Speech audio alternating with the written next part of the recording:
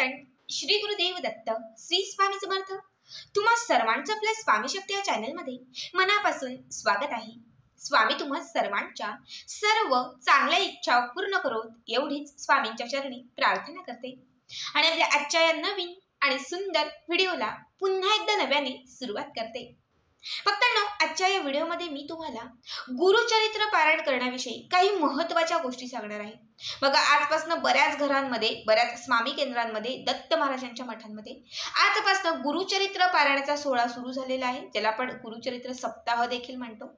कारण 26 तारखेला दत्त जयंती आहे आणि दत्त जयंती निमित्त प्रत्येक मठामध्ये गुरुचरित्र पारायण हे केलं जातं।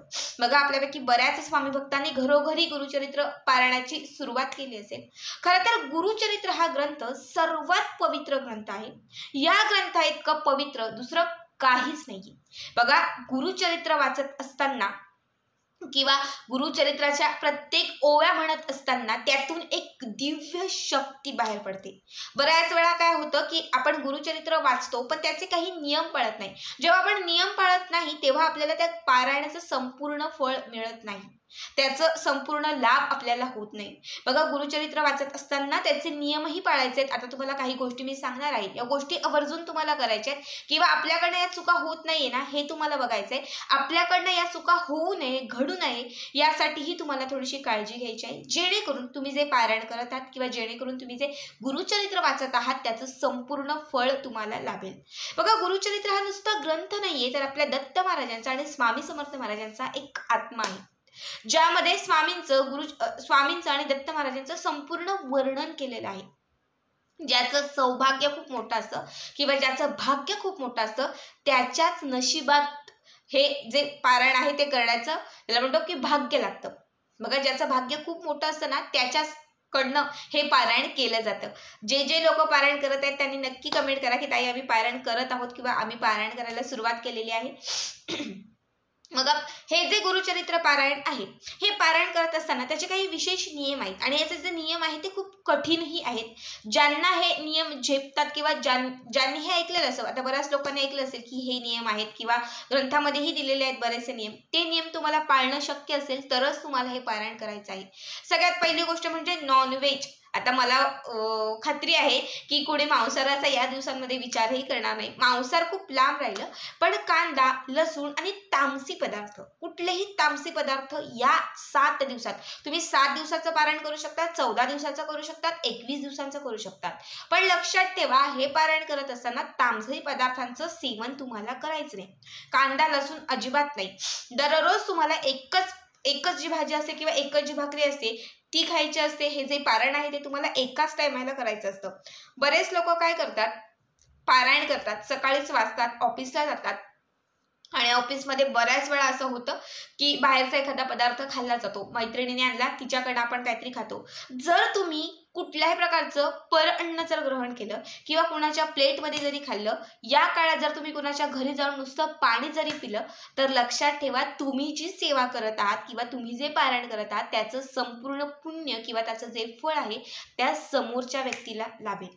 त्यामुळे परअन्न अत्यंत ज्याला म्हणतो की वर्जच आहे, परअन्न चुकूनही घेऊ नये। या काळामध्ये तुम्ही 7-21 दिवसाचं जे काही पारायण करत असाल त्या काळामध्ये शक्यतो घराच्या बाहेर पडू नका। आता तुम्ही घरातच असाल तर तुम्ही घरातच राहू शकतात। आता तुम्ही सांगाल की ताई आम्ही कामानिमित्त बाहेर पडतो, ऑफिस आहे, कॉलेज आहे, आम्हाला जावंच लागतं, ठीक आहे, पण जेव्हाही तुम्ही बाहेर पडाल तेव्हा एक पाण्याची बॉटल आणि जो डब्बा असेल तो घरून तुम्हाला घेऊन जायचा आहे। पाण्याची बॉटल म्हणजे ज्याला आपण पाणी म्हणतो ते देखील तुम्हाला या काळामध्ये दुसऱ्या कुठूनही घ्यायचं नसतं। आपल्याच घरातलं पाणी, आपल्याच घरातलं जे अन्न आहे ते आपल्याला खायचं असतं।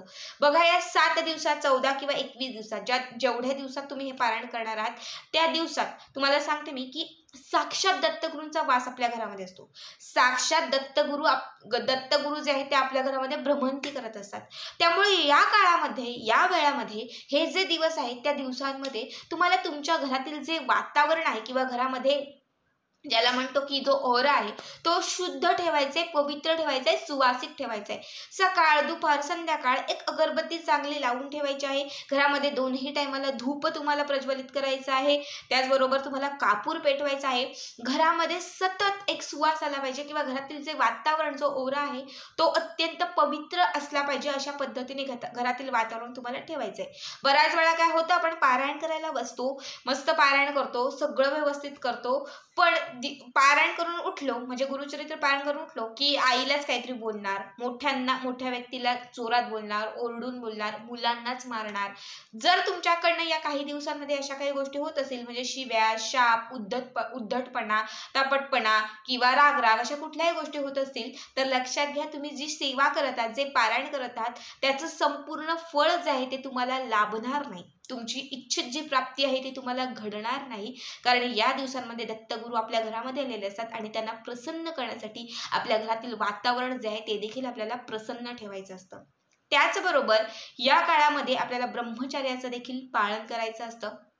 कुठल्याही प्रकारचं जर घरातील जरी म्हणजे एकदम शेजारचा असेल किंवा कुणीही आपल्या आजूबाजूचा असेल, जर असं एखाद्या घरामध्ये जर कुणी मृत झाला असेल व्यक्ती, तर शक्यतो त्या ठिकाणी जायचं नसतं. समजा आपल्याच घरातील कुणी असेल तर मग गोष्ट वेगळी असते, आपल्याला सुतक लागतं आणि त्यावेळात हे पारायण स्टॉप करायचं असतं आणि मग पुन्हा नेक्स्ट टाइम पुन्हा पहिल्यापासून आपल्याला हे जे पारायण आहे ते पारायण करायचं असतं. पण या काळामध्ये जेव्हा तुम्ही पारायणाला सुरुवात करता त्या काळामध्ये कुठल्याही प्रकारच्या मृत व्यक्तीच्या घरी जाण्यासाठी पूर्णपणे मनाई आहे. त्यामुळे जर तुमच्याकडे अशी काही चूक होत असेल तर ती चूक देखील तुम्ही नक्कीच तपासून बघा की मी अशा कुठल्या व्यक्तीकडे जाणार नाही किंवा मी गेलेली आहे का. जर जेव्हा माहिती नव्हतं तेव्हाची गोष्ट वेगळी होती, पण आता तुम्हाला ह्या ज्या गोष्टी आहेत त्या पाळायच्या आहेत. बघा, अत्यंत साध्या सोप्या गोष्टी आहेत. या गोष्टी तुम्ही जर पाळले आणि त्यानंतर जर तुम्ही पारायण केलं किंवा या काळामध्ये तुम्ही पारायण करत असताना जर या गोष्टी ज्या आहेत, हे जे नियम आहेत, हे नियम पाळून तुम्ही जर हे पारायण करत असाल तर तुम्हाला या गुरुचरित्र पारायणाचं संपूर्ण फळ लाभेल. संपूर्ण तुम्हाला या गुरुचरित्र पारायणाचे लाभ मिळेल. या काळामध्ये समजा तुमच्या घरामध्ये एखादी व्यक्ती आली, एखादी सुवासिनी आली, तर तिची ओटी भरायला विसरू नका. बघा, माता लक्ष्मीच्या स्वरूपात ती आपल्या घरात आलेली असते, तिची ओटी भरायला विसरू नका. समजा पारायण करायला बसलेलो आहोत, पारायणातून कधीच खरं तर उठायचं नसतं. जोपर्यंत आपले जे अध्याय आहेत ते वाचतो आपण, तोपर्यंत म्हणजे पूर्ण अध्याय झाल्याशिवाय उठायचं नसतं. पण एखाद्या दारात एखादा व्यक्ती आलाच आणि उठण्याची वेळ आलीच तर तुम्ही आवर्जून उठा. माहिती नाही, दत्त महाराजांच्या स्वरूपात एखादा अवतार आलेला असेल, असं बऱ्याच लोकांच्या बरोबर घडलेलं आहे. त्यामुळे शक्यतो उठूही नये, पण दारामध्ये जर कोणी व्यक्ती असा अनोळखी किंवा कोणी आलं काही मागण्यासाठी वगैरे तर नक्कीच उठा, कारण दत्त महाराजांचं ते एक रूप असू शकतं. बघा, या पारायणाच्या कालामध्ये 7 दिवसांचं असेल, 14 दिवसांचं असेल किंवा 21 दिवसांचं हे पारायण असेल, या पारायण कालावधीमध्येच तुम्हाला 2 ते 3 दिवसातच तुम्हाला याचे अनुभव मिळायला सुरुवात होईल. तुम्हाला दत्त महाराजांचे, स्वामी महाराजांचे चमत्कार पाहायला मिळतील. बरेचशा आपल्या आयुष्यामध्ये बदल घडायला लागतील. ज्या गोष्टींची आशाही केली नव्हती, अपेक्षाही ठेवली नव्हती, त्या देखील गोष्टी तुमच्या आयुष्यामध्ये घडायला लागतील. अत्यंत साध्या सोप्या गोष्टी आहेत. मनापासून श्रद्धेने, भक्तिभावाने तुम्हाला हे गुरुचरित्र पारायण आहे ते करायचं आहे आणि त्यासोबत हे नियम देखील तुम्हाला पाळायचे आहेत. तर अत्यंत साधी सोपी माहिती होती, मात्र बऱ्याच लोकांच्या मनात असे बरेचसे प्रश्न होते, बऱ्याच कमेंट्स होत्या, त्यांची सर्वांची उत्तर मी आजच्या व्हिडिओमध्ये दिलेली आहेत. तर आजचा व्हिडिओ कसा वाटला कमेंट करा आणि पुढचे व्हिडिओ पाहण्यासाठी चॅनलला सबस्क्राईब करा. श्री स्वामी समर्थ. जय जय स्वामी समर्थ.